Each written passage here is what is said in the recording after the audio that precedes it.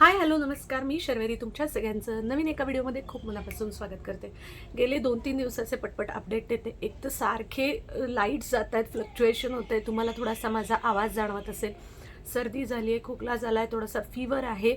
औषधं वगैरे घेते. आत्ता थोडंसं बेटर वाटतं आहे म्हणून मी म्हणलं की चला तुमच्यासोबत अपडेट शेअर करावे. कारण गेले 4-5 दिवस मी कुठेतरी गुलत झालेले आहे आणि बाकी पण खूप गोष्टींमध्ये मी बिझी आहे. खूप गोष्टी छान छान चाललेल्या आहेत. थोडंसं वेट करा. अगदीच आता लवकरच मी तुमच्यासोबत छान छान काही न्यूज शेअर करणार आहे.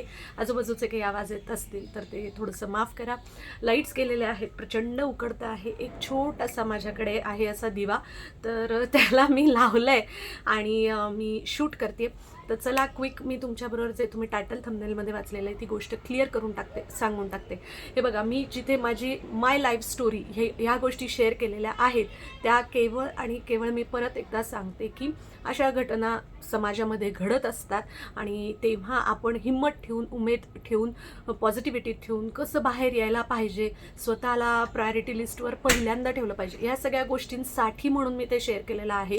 मला इकडे कोणतीही रडगाणी गायची नाही आहेत, मला कोणतीही सिंपती नको आहे आणि या बेसवरती मला अजिबातच माझं चॅनल पुढे ग्रो करायचा नाही आहे. कारण असं असतं तर मी पहिल्यांदा केव्हाच करू शकले असते. माझ्याकडे 200हून अधिक व्हिडिओज या चॅनलवरती आहेत. त्याच्यामुळे असा कुठलाच माझा हेतू नाही आहे. तो विषय मी तुमच्यासोबत शेअर केला. मी पर्सनल लाईफमध्ये पण त्या विषयातनं केव्हाच बाहेर आलेली आहे, पुढे गेलेली आहे. हे सुद्धा गोष्ट इथे संपत नाही. या व्लॉगमध्ये तुमच्यासोबत शेअर केलेलं आहे. आता बाकी अजून तुम्हाला जे काही प्रश्न पडले, जे तुम्ही मला कमेंट्स करून विचारता, तर तिथेही मी तुम्हाला हे क्लिअर केलेलं आहे की सांगू शकते. खूप गोष्टी असतात पण त्या लगेच बोलायच्या नसतात. काही गोष्टी नसतातच बोलायच्या, अशा असतात. तर त्या दृष्टीने मी तुमच्यासोबत शेअर करते. ह्या बाकीच्या गोष्टी आता तुम्ही BTS जे असतात आपल्या आयुष्यातले बिहाइंड द सीन्स, ते तुम्ही समजून घ्या. आणि सगळ्यात महत्त्वाची गोष्ट, मी अत्यंत व्यवस्थितपणे वॉर्न करते आहे. एकतर माझ्या चॅनलला मी ॲनालिसिसमध्ये बघते की 70-75% जास्त स्त्रियाच बघतात आणि माझा उद्देश स्त्रियांनी चॅनल बघावा याच्यासाठीचाच आहे. पण तरी काही येतात दादा लोक वगैरे बघायला, ज्येष्ठ नागरिक वगैरे. तर मी क्लिअरली सांगते, वॉर्न करते की इथे कुठलाही पानचटपणा, लंपटपणा, ह्या फालतू गोष्टी मला चालणार नाहीत. म्हणजे आत्तापर्यंत तसे काही मला कमेंट्स अजिबातच आलेले नाही आहेत, स्वामींच्या कृपेने, टचवूड, आणि पुढे येणार नाहीत अशी खात्री वाटतेच आहे. पण एकांनी कमेंट केली होती की अशा टाईपच्या व्हिडिओजवरती असं घडू शकतं. तेव्हा तो पॉईंट ऑफ व्ह्यू माझ्या डोक्यात गेले 2-3 दिवस फिरत होता की हां, ह्या गोष्टी क्लिअर करून टाकल्या पाहिजेत. आणि त्या कुठल्या दृष्टीने जर कुठले पुरुष बघत असतील चॅनल तर कृपया बंद करा, काढून टाका, अनसबस्क्राईब करा तुम्ही मला. आणि मला त्या अशा गोष्टींच्या बळावरती अजिबातच चॅनल ग्रो करण्यामध्ये कुठलाही इंटरेस्ट बिलकुल नाही आहे. साधं सिंपल रॉ गोष्टी मी तुमच्यासोबत एका मिडल क्लास घरातल्या शेअर करत असते. ओके, तर मध्ये थोडासा डिस्टर्बन्स आला. मी परत एकदा क्लिअर करते, कुठलाही लंपटपणा, पानचटपणा, घाणेरड्या पद्धतीने वेगळ्याच विचारांनी माझ्या चॅनलवरती येऊन बघायचं आणि पण कमेंट्स करताना मात्र तो तसा इसेन्स नसेल, तसा भाव नाही दाखवायचा वगैरे, अशा पद्धतीने जर कोणीही पुरुष येऊन बघत असतील तर बंद करा, अनसबस्क्राईब करा, येऊ नका माझ्या चॅनलवरती. आणि अशा लोकांच्या मला कमेंट्स नको आहेत, लाईक नको आहे, अशा बळावरती मला अजिबातच माझा चॅनल ग्रो करायचा नाही आहे. हे first and last me clear करते आहे. आत्तापर्यंत परत सांगते, असं कोणीच वागलेलं नाही आहे. परमेश्वराची कृपा, आपण समजू पुढेही असं कोणी वागणार नाहीच. पण एक मला अशी कमेंट आली होती लांबलचक की अशा टाईपच्या व्हिडिओजवरती वगैरे येतात लोक सिंपतीच्या नावाखाली, काळजीच्या नावाखाली, आणि मग त्यांचा इसेन्स बदलत जातो. सुरुवातीला तशा कमेंट्स करतात सिंपल साध्या आणि नंतर बदलतं. तर हे वाचलं म्हणून डोक्यात विषय होता, हे तुमच्यासोबत मी बोललेले आहे. आता गेले 2-3 दिवसात जी काही कामं केली आहेत त्याचं थोडं खूप होती, प्रचंड होती. आणि पुण्याच्या ह्या टोकापासून त्या टोकापर्यंत गेलो तर थोडं शेअर केलेलं आहे. म्हणजे करते आता त्या सगळ्या क्लिपिंग्स गोळा करून एक छोटासा व्लॉग बनतो. तो आता इथून पुढे तुम्ही बघा, एन्जॉय करा. आणि अजूनही सबस्क्राईब न करता माझा चॅनल बघत असाल तर नक्की सबस्क्राईब करा, लाईक करा, शेअर करा, कमेंट करा.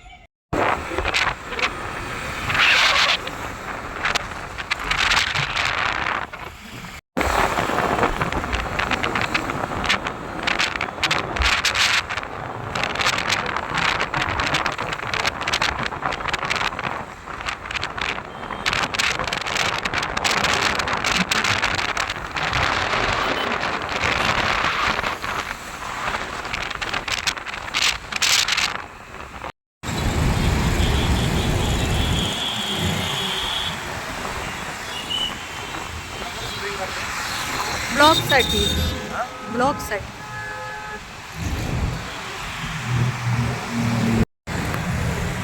बेंच तो पण छान वाटतं, तो तिकडे ज्याला टेकायला आहे. पण बघूया सर, हे बघ हे छान वाटतंय ना, हे टेकायला तो असं चांगलं आहे. हो, पण मग त्यांनी बोथ साईड नाही बसताय, म्हणजे बाल्कनी आणि हॉल दोन्हीकडनं नाही बसताय. तर मंडळी, आम्ही वेगवेगळे जरा दुकानं एक्सप्लोर करतो आहोत फर्निचरसाठी, इंटेरियरसाठी, सोफा आणि बरंच काय काय गोष्टी. आता तुम्हाला माहिती आहे घर एक सजवायचं म्हणजे काय काय असतं. आणि मग तो डे एंड झाला, त्याच्यानंतर नेक्स्ट डे आम्ही परत सकाळी ना पावभाजी केली होती. मग ते खाऊन वगैरे बाहेर पडलो, 1-2 ठिकाणी गेलो होतो, त्याच दुकानात परत गेलो होतो, म्हणून मी परत शूट नाही केलं. आणि मग नंतर परत भूक लागली, दुपारी 1-1:30 वाजता वगैरे भूक लागली. आणि खूप दिवस झाले आम्ही 3 जणं कुठेही असं बाहेर गेलो नव्हतो लंच डिनरसाठी वगैरे. असं आम्ही जातो, कारण काय होतं की नाही आहे आमच्या सर्कलमध्ये ना खूप माणसं नाही आहेत. आम्ही अशी खूप माणसावाल्या सर्कलमध्ये राहणं आम्हाला खूप आवडतं असं नाही. त्याच्यामुळे मग मोजकी असतात, सिलेक्टिव्ह असतात. आणि मग त्या पल्याड पण काहीतरी वेगळं करायचं असेल तर आम्हाला एकमेकांनाच वेळ द्यायला खूप आवडतं. मग आम्ही अशा पद्धतीने करतो, काहीतरी बिंज वॉचिंग करायचं किंवा बाहेर जाऊन काहीतरी खायचं. बऱ्यापैकी खूप खवय्ये नाही आहोत आम्ही, पण एक आहोत, म्हणजे 50-60% आहोत. मग असं वेगळं छान छान काहीतरी खायचं. आता इकडे ना वेणू काहीतरी मामावरती केलेलं गाणं मला म्हणून दाखवत होती, आणि मी तिला म्हणलं नको बाई, मामा जर बघत असेल व्लॉग तर चिडेल. म्हणून मग मी ते म्यूटच केलं आणि फक्त असं सांगते, म्हणजे चिडणार नाही तो असा, पण म्हणजे असं तो असं इंट्रोवर्ट आहे, तो सिरियस गाय आहे. सो त्यामुळे मग त्याला नाही आवडत असं काहीतरी फार मजा मस्ती केलेली. आणि मग इकडे काय त्या दोघांची चालली होती गंमत जम्मत बापलेकीची. ते म्हणजे दोघंजणं असे असतात ना की दिवसभर जरी सगळ्या गोष्टी तिच्या रुटीनच्या मी करत असले लेकीच्या माझ्या, तरी पण ते दोघं एकत्र आले की असं वाटतं की हाच करतो का हिचं सगळ्या गोष्टी रुटीनच्या, आणि मग मी काय करते असं वाटायला लागतं. पण मोस्टली सगळ्या बाबांचं आणि मुलींचं असंच रिलेशन असतं असं मला वाटतं. माझं माझ्या बाबांशी असं नाही आहे, थोडंसं स्ट्रिक्टवालं रिलेशन आहे, बट इट्स ओके. तर आता काय काय खायला ऑर्डर केलं होतं तेही तुमच्यासोबत शेअर केलेलंच आहे. सिझलर्स ह्या गोष्टी वगैरे जरा खायला आवडतात आम्हाला, नेहमीचं वेगळं, कारण पंजाबी वगैरे भाजी मी घरी करत असते. त्यामुळे मग ज्या गोष्टी घरी केल्या जात नाहीत फ्रिक्वेंटली किंवा कधीच केल्या जात नाहीत, कारण की मी खूप प्रचंड कुकिंगची आवड असलेली व्यक्ती अजिबातच नाही. त्याच्यामुळे मग जे मला येत नाही किंवा करण्यामध्ये इंटरेस्ट नसतो त्या गोष्टी आम्ही बाहेर जाऊन एक्सप्लोर करतो आणि खात असतो. अशा पद्धतीने म्हणलं चला, सिझलरचा मुहूर्त लागलेला आहे खूप दिवसांनी, एकत्र आपण बाहेर पडलेलो आहोत 3 जणं. कामं तर चाललेलीच आहेत बघा, त्या कामांमध्येच वेळ काढावा लागतो. असं तर सेपरेटली चला आज आपण फक्त असं एकत्र वेळ घालू असं नाही होते, होईल ते पण हळूहळू जमेल. पण तुम्हाला माहिती आहे मिडल क्लास घरामध्ये ना कामं करत करतच मध्ये मध्ये छोटा छोटा आपण एकमेकांसाठी वेळ काढायचा असतो, आनंद शोधायचा असतो त्या गोष्टींमध्ये, आणि त्याच छान छान आठवणी म्हणून साठवायच्या असतात आपल्याकडे. आता हे लेअरिंग आहे, खाली पायनॅपल आहे, मध्ये पनीर आहे आणि वर चेरी आहे, आणि it's a type of starter आणि ते बर्फात येतं. So it's very nice. तुम्ही मला एक्झॅक्टली त्याचं नाव नाही माहिती, पण असं काही तुम्हाला कुठे मिळत असेल एखाद्या रेस्टॉरंटमध्ये तर तुम्ही नक्की ट्राय करा. उन्हाळ्यामध्ये मस्त वाटतं, छान वाटतं ते खायला, आणि खूप सारं पोट एवढ्याच डिशमध्ये भरून जातं. त्यानंतर मग परत ना आम्ही गेलो होतो वाकडला. तिकडे पण आम्ही बरेच फर्निचर मॉल वगैरे बघितले.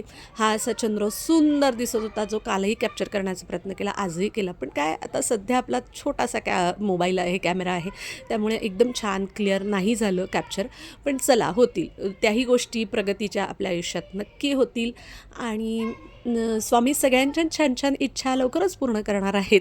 ह्या सगळ्या नोटवरती मी आता ह्या व्लॉगमध्ये इथेच थांबते. पुन्हा भेटूया नेक्स्ट व्लॉगमध्ये. Till then take care, thanks for watching and bye.